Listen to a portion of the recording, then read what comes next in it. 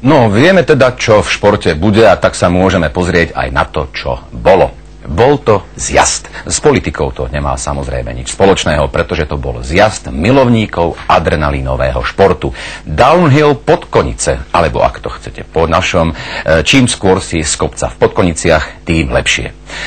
Táto súťaž je súťažou, kde nebojujete len proti súperom, ale aj proti času, nástrahám trate a vlastnému strachu či pudu seba záchovy. A to všetko na bicykli. No, tak sa tam poďme pozrieť.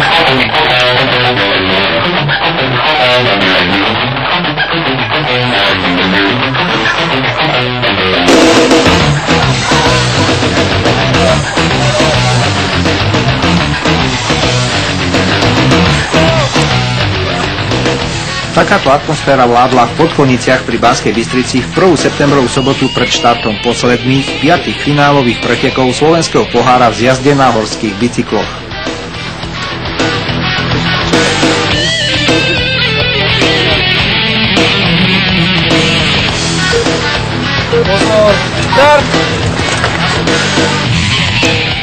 V 6 kategóriách tejto kráľovskej disciplíny horskej cyklistiky sa predstavilo vyše 100 pretekárov od nás z Česka a Poľska.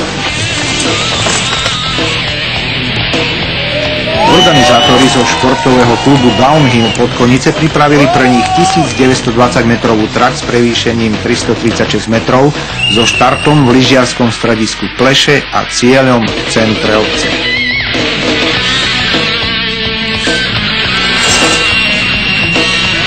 Trať je rýchla, strašne rýchla, náročná na kondičku, lebo všetko sa treba všetko riešiť v hroznej rýchlosti.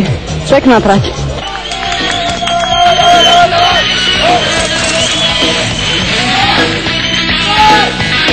Je tam hodně skoku, dá se říct, že je tam sochá louka, která klouže, takže co se týče trati, tak je velmi obtížná, hlavně rychlá. No.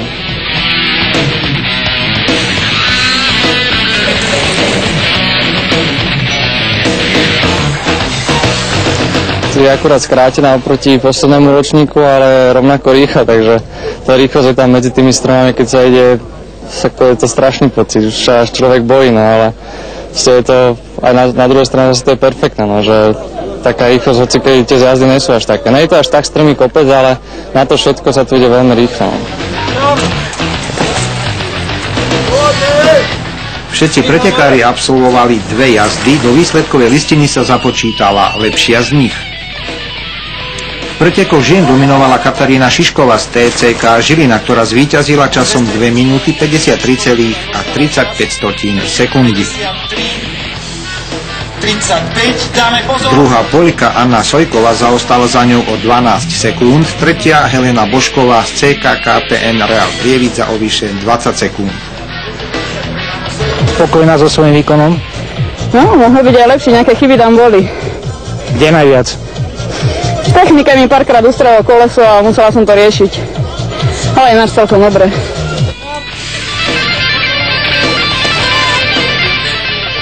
V finále slovenského pohára v Podkoniciach sa tešilo veľkému diváckému záujmu. Trať zjazdu lemovalo takmer 1500 priaznivcov horskej cyklistiky. Samozrejme najviac sa ich sústredilo v blízkosti skokov, ktoré sľubovali množstvo dramatických momentov.